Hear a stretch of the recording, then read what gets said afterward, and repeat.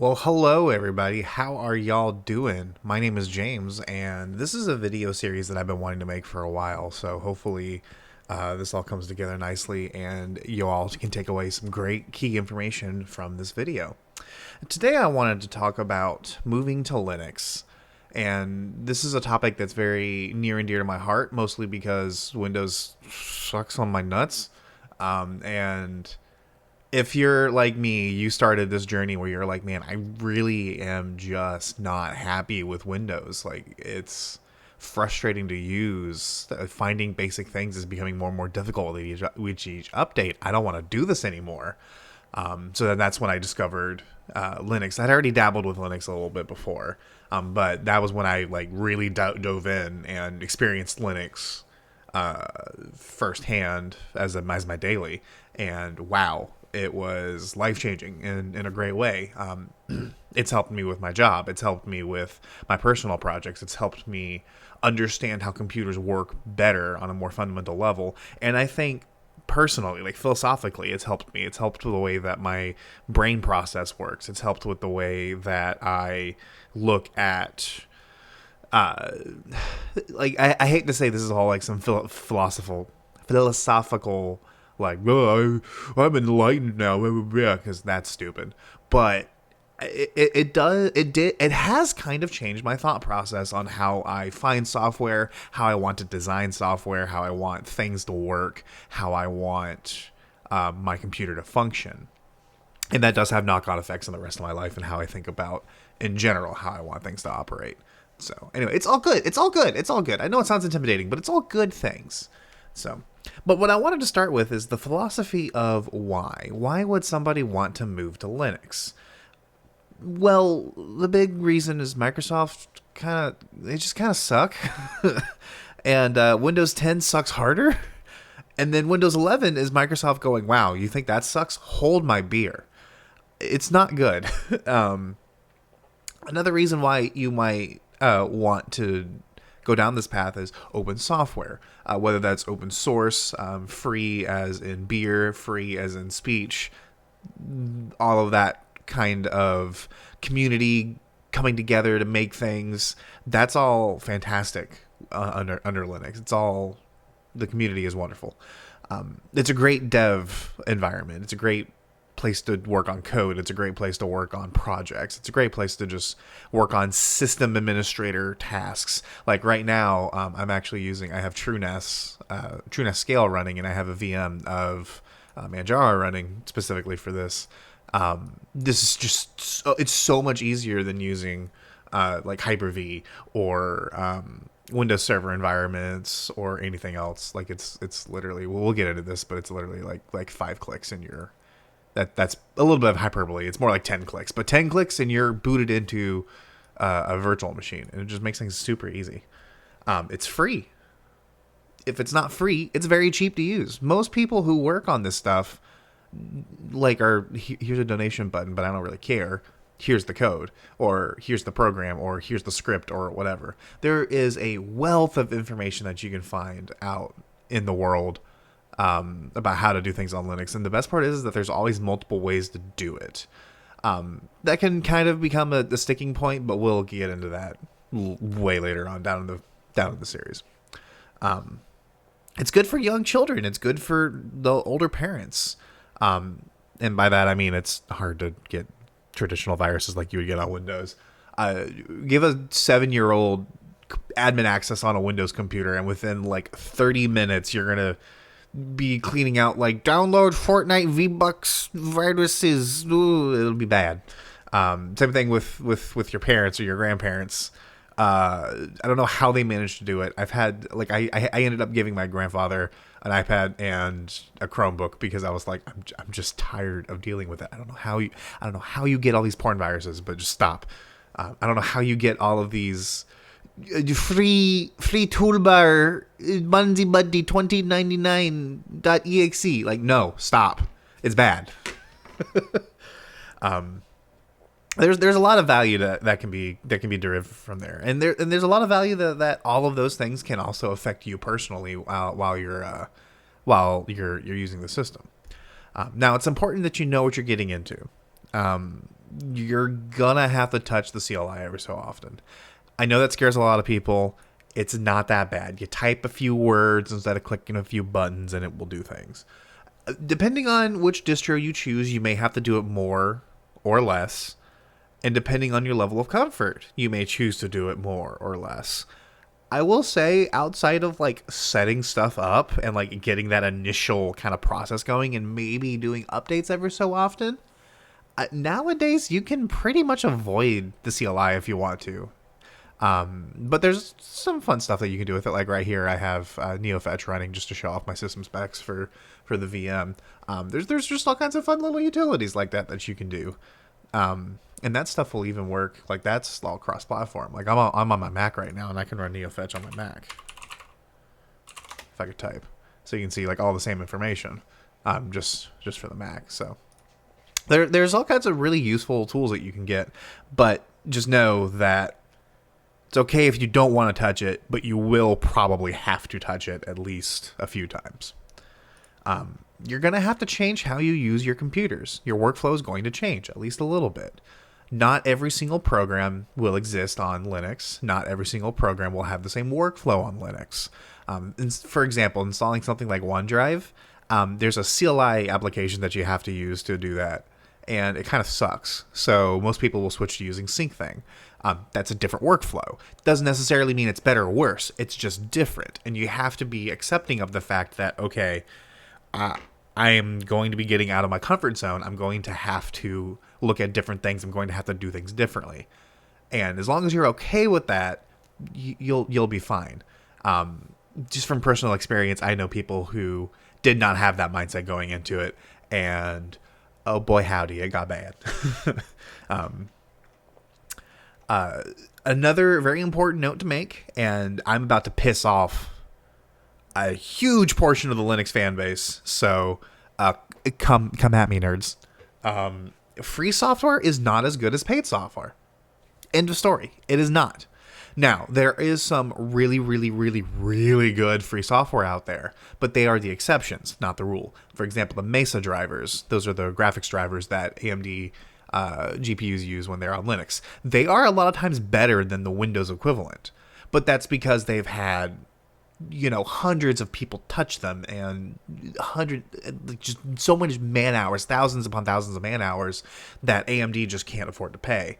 And this is, like there are projects out there that are that scale that will get that, but a lot of times, no. If you've ever used GIMP instead of Photoshop, you'll know what I mean. And that I'm not talking shit on GIMP. I love GIMP. I use it a lot. I use it until I found a replacement for Photoshop. GIMP was what I used, and it works for the most part, but it's not as good. And anybody who sits there and tells you that it's just as good either doesn't use it or doesn't know how to use it properly, so they can't even understand why it's not as good. Or they're just fanboying a little too hard, if you know what I mean, which you'll find a lot in Linux, but that's another topic. Games oftentimes they don't just work, and a lot of times they do. Proton is fan-fucking-tastic. It is one of the coolest pieces of software I've ever used in my life. It's not bulletproof. Every so often you will run into weird games that just don't work. But that's changing on a day-to-day basis, especially now that the Steam Deck is becoming a thing. Proton's getting, it feels like at least weekly updates, if not sometimes daily updates, on the experimental branch of just new stuff that's coming out. Halo Infinite is now playable. I honestly never thought that would happen, or at least if it did, it would be years down the line. And here we are. It's playable right now. I could install it on this virtual machine. Probably not, but I could install it on my actual computer and it would function, which is nuts. But a lot of times, if it's not a high-profile game like Halo Infinite, like what if you're installing Barbie's Horse Adventure 5 from 1997 that ran on Windows 95? You might run into some issues there. Not everything's flawless. And if you're going to be using Linux, you got to get used to the Stack Overflow memes. Basically, Linux problems and their fixes, they all exist for a reason. And Again, Linux is one of those very powerful things that's very flexible, but with that comes a lot of different ways of doing things. You'll see opinionated people just being buttholes on the internet. It's a thing. It's unfortunately a thing.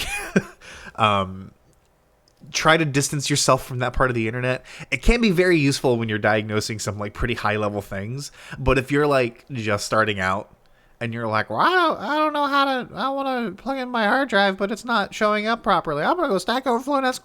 No. Just go find like a subreddit, and ask there. We want to make sure that your Linux experience is a happy one. And there are a ton of opinionated and egotistical people on Stack Overflow who will tell you 17 different ways why you're doing it the wrong way, why you suck, and why you're an idiot for doing it that way. And I honestly think that's damaging to the community. I recommend staying away from it until you're a little bit more seasoned and you can kind of filter out the crap. And the big thing is that there is a 95% chance that at first you will not be comfortable because it's all new. It's all different. It's all crazy. It's completely different concepts for most things. Like there is no C drive.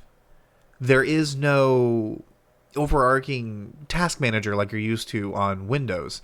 The desktop shell is like completely replaceable. Like you can, like right now I'm using KDE Plasma, but I can remove this and I can install something like Cinnamon, or I can install something like XFCE and get an entirely different look on the windows and get entirely different programs to come with it, make the compositor different. Like everything will be just completely different.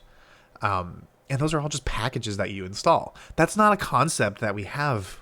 Packages themselves aren't really a concept that we have on Windows that the average person will use. They do exist now, but I'm talking like give it to your mom. Is she gonna pull up PowerShell and install Chrome that way? No, she's not. She's gonna fucking Google Chrome and then install it. And that uncomfortability is a very powerful tool, because if you can combine that with your thought process of, okay, I know my workflows are going to be different. I know that software can be hit and miss, and I know that there's a lot of community development time out of there. Combine all three of those, and that's a huge strength, because you'll be willing to experiment. You'll be willing to find potentially better workflows, and you'll be able to adapt to things a lot easier, and you'll have a more fun time. You'll have an easier time. But besides all of that, there are some key factors that you will gain from this. You gain complete control of your system.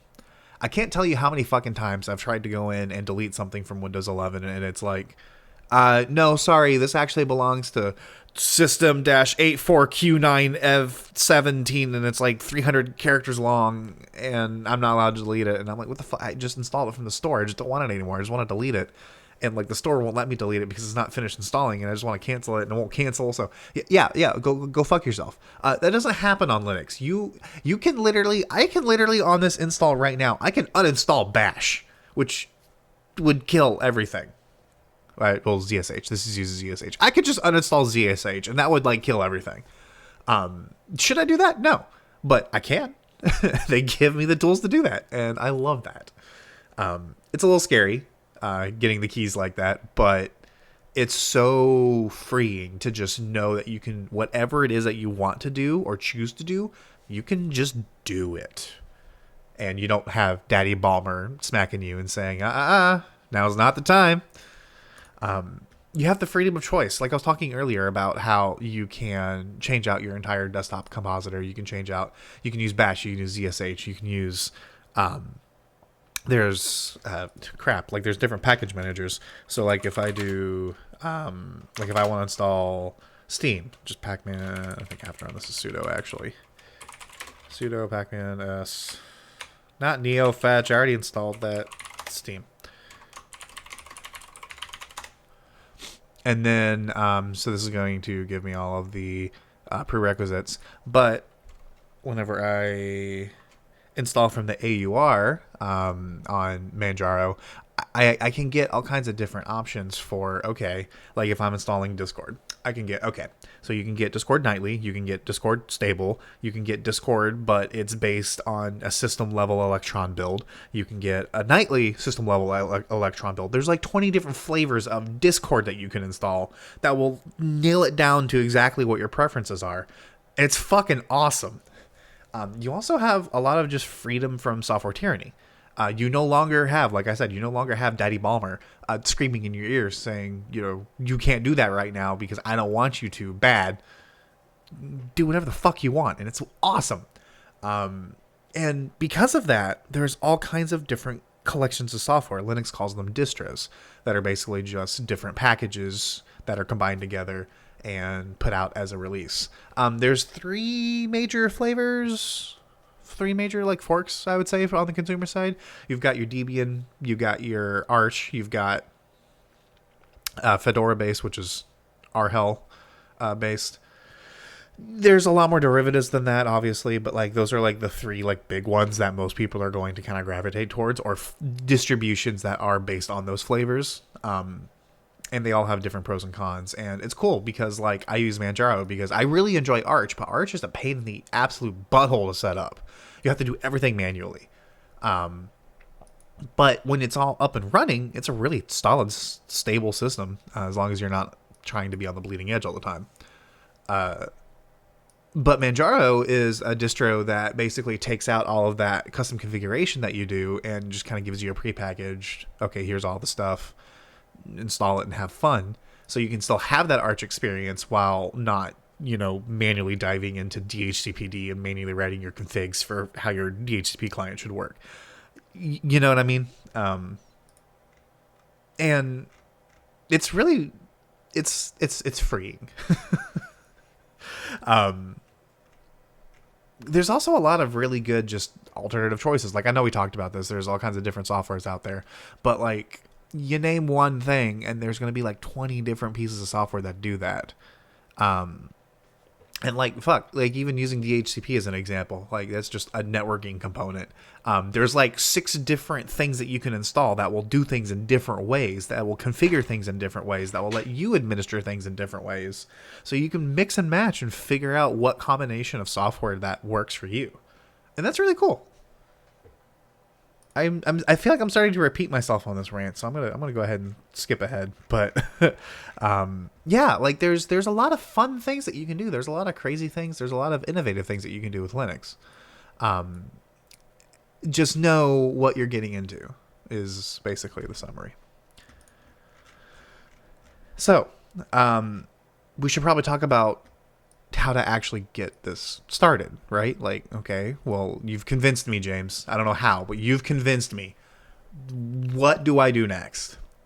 Well, the big thing that you're going to want to do is you're going to want to take a look at your current Windows, install your current PC. You're going to want to back up all of your data to copy over. All right, let me rephrase that. You're going to want to make the choice if you're going to start completely fresh or if you're going to back up all your data. If you're backing up data, I would recommend that you image the entire hard drive. You can back up the entire hard drive, so that way if there's any problem whatsoever, you just go, oh crap, things are horribly wrong. I have a project that's due tomorrow. Nothing is working. You can just image the hard drive back to how it was before on Windows, pick right back up where you left off, and just nothing ever changed. I would also recommend that you get a list of all of the hardware in your PC. This is both for your own knowledge and also for potential driver installs. Linux is really good about drivers. Most of them are streamlined into the kernel. You can see that like a lot of the stuff. Well, I was looking for something specifically. Here we go. So you can see that I'm using, since this is a VNC window, and I'm using the VirtIO drivers, like it labels it immediately right there. It's slipstreamed into the kernel. I didn't have to install anything. I booted the OS and it just kind of worked. Same thing with networking, same thing with like all that stuff kind of works. But every so often you'll find something weird like, okay, like if you have an AMD graphics card like I do on my actual machine, whenever it comes time to update drivers, That's a whole thing. So you have to know what graphics card driver, you have to know what graphics card you have, whether it's NVIDIA, AMD. You have to know what generation it is if you want to install the Mesa Git drivers, or if you want to go back and install, instead of installing AMD GPU, you want to install Radeon. There's things you need to know. So get a list of all of the hardware. And I mean, like, pedantically, like, label your hard drives, label, like, what kind of hard drives are there? Are they spinning? Are they SSDs? Are they NVMe drives? What graphics card do you have? Specific model, even find the manufacturer. That's not necessary for installing drivers, but it's good information to have. Figure out your processor, figure out how many cores you have, figure out how fast it's running. I have an AMD 5950X in this machine. It's running at 4 gigahertz because I've overclocked it. That's good information to know. Get out, because if there's a problem and you're only running at 2 gigahertz, okay, well, that's something that you can identify while you're doing this. You need to know network hardware. You want to find the chipset, like the model number, basically, of, like, you don't just want to say Intel Gigabit Ethernet. There's like 50 different chips. So, like, what specific chip do you have? It'll be like the i211 or something along those lines. You want to get all that list, and I would recommend either writing it down or putting it on a device that is not going to be touched during this process. So type it up on your phone. If you have a notes app on your phone, type it up there, write it down, put it on your laptop, whatever. You also, while you're making that list, you want to make a list of everything that you currently do workflow wise that you still want to do on Linux. So, for example, I do video editing and I do video recording. I need a workflow that works for me on Linux as well as it does on Windows. So that might mean moving to a different NLE. That might mean just figuring out what specifically you need, and then instead of moving to a new NLE, maybe you decide to dual boot because you really need Premiere.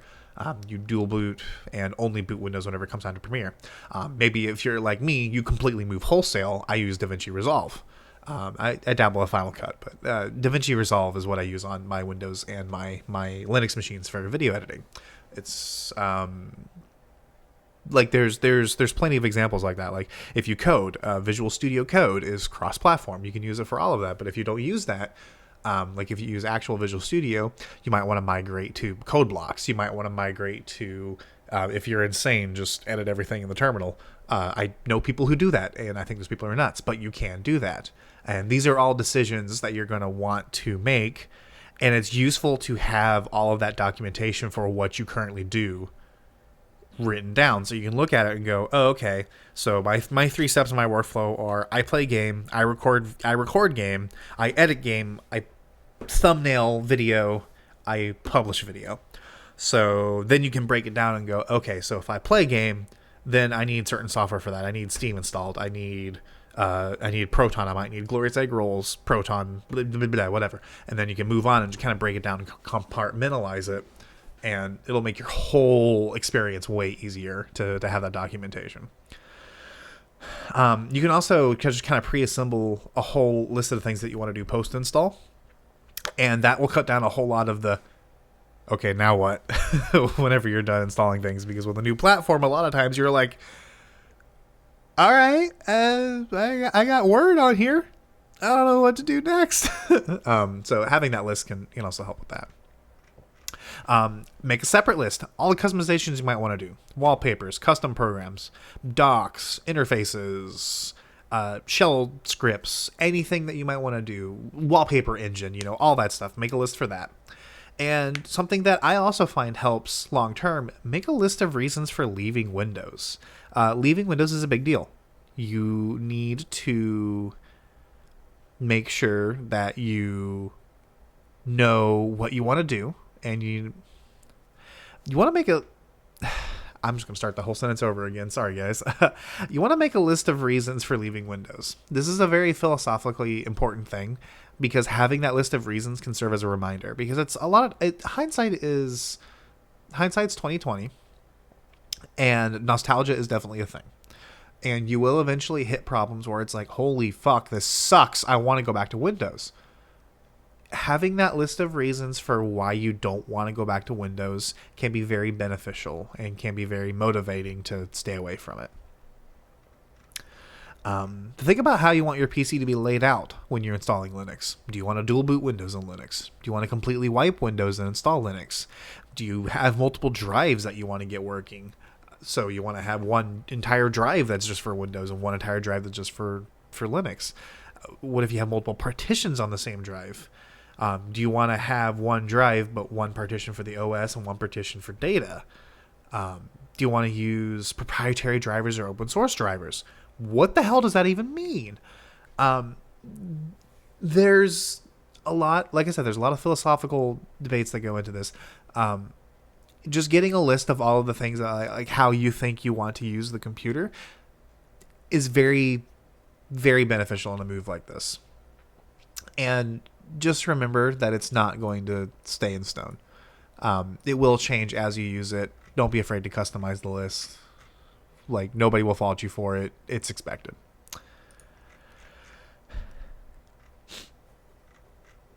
Now, the fun part is picking your distro. So, like I mentioned earlier, you've got your Debian based, you've got your Arch based, you've got your Fedora based, your RHEL based. There's a ton of other flavors, but the big ones that most people are going to focus on are Ubuntu, which is Debian based. Linux Mint is a good one for starters. Like I said earlier, I use Manjaro. Some people like to do Fedora. There are different kind of branches off of those main flavors. So like I use Manjaro. There's also an alternative called Garuda. If you use Fedora, you can also use, CentOS Stream. I wouldn't recommend CentOS Stream. But you can do Git Gen 2. You can do... There's so many different flavors, and they exist because they all serve different philosophical kind of angles or approaches to Linux. Debian and by extension Ubuntu, specifically Ubuntu, is designed to be more stable. It's designed to be more day-to-day, daily driver friendly. It's really good for beginners who may not necessarily know all of the ins and outs of Linux and Unix and how all that works. It's a good way to get your feet wet without risking damaging things, without risking screwing up your entire computer, without having to manually go in and configure everything. And their focus with how they have their OS set up, they're not on the bleeding edge. They will typically wait for a few updates, maybe one update, maybe two, maybe three, maybe five, to actually come out, so that way they can be sure that the version that they're pushing out to everybody is rock solid and stable and there's no issues. That's a benefit to a lot of people.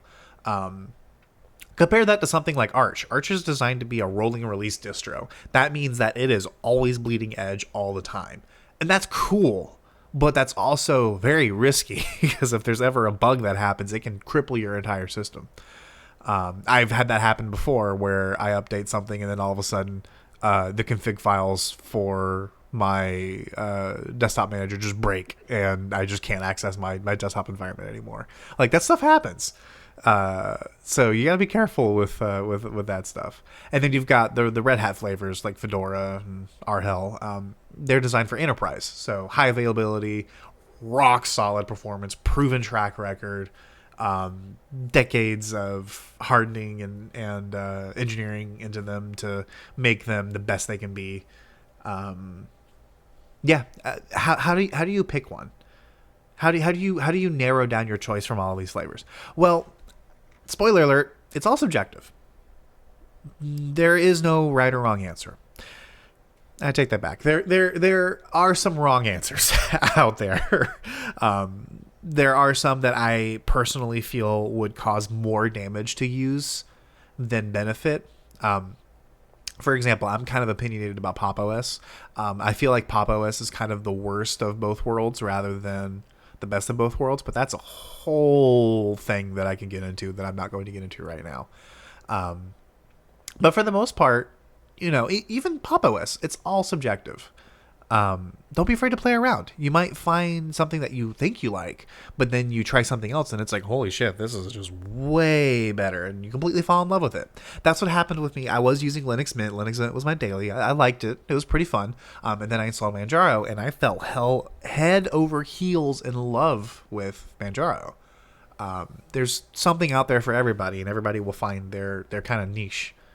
And don't let the internet tell you what's right. I've mentioned this multiple times before in this video, but it's full of pretentious idiots who think they know everything and will tell you that you're wrong and you should get shot and castrated for your choice. Screw them. Ignore it. Do whatever works for you, man. Find the list of features that matters to you, and then find ones that feel right to you in your gut. Manjaro, for example, makes GPU drivers installing a breeze. It's like 2 clicks in the GUI and you've got drivers. That's a huge benefit. Sometimes on other distros, driver installs can be a little painful. Depends on all kinds of factors. There's been a few times where with NVIDIA drivers, for example, on Linux Mint, they just flat out wouldn't work if I install them a certain way. There's like 4 different ways you can install drivers.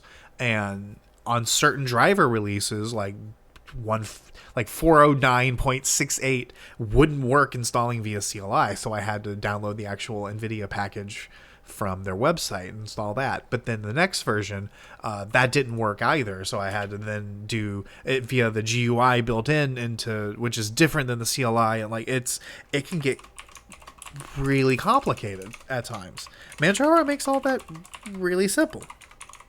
And that might be of value to you. I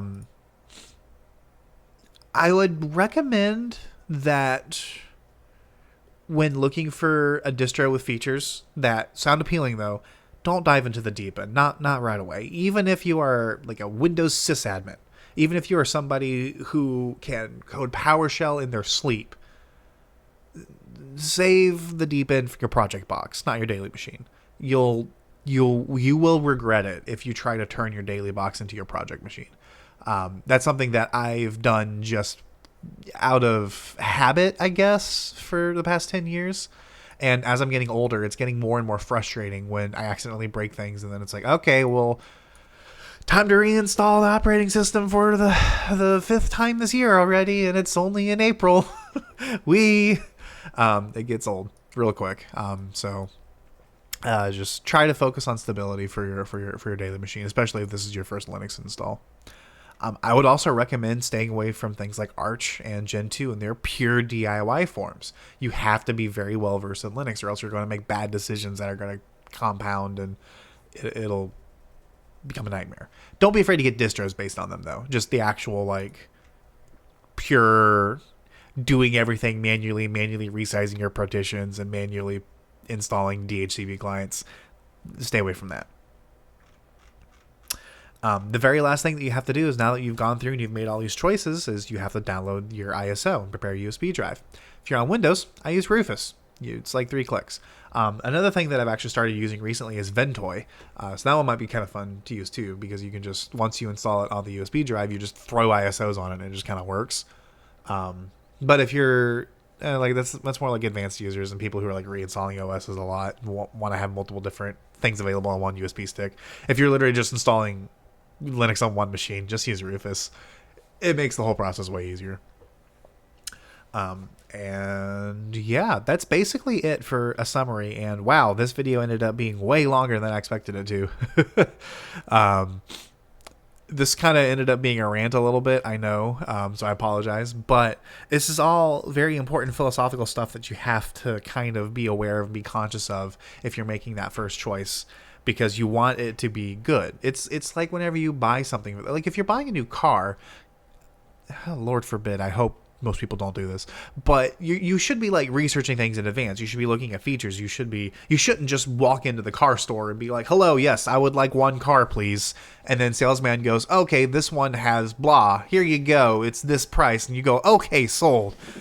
I know that there's people out there who do that, but those people can stay on Windows. The glue sniffers can do what they need to do. Just stay over there, away from us, and we'll set everything up over here on Linux.